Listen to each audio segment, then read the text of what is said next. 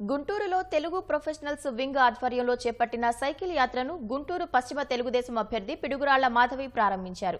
ముందుగా వేళాంగిణి నగర్లో అంబేద్కర్ విగ్రహానికి పూలమాల వేసి నివాళులర్పించి కార్యక్రమాన్ని మొదలుపెట్టారు. నిరుద్యోగ యువత సమస్యలు తెలుసుకునేందుకే సైకిల్ యాత్ర చేపడుతున్నామన్నారు.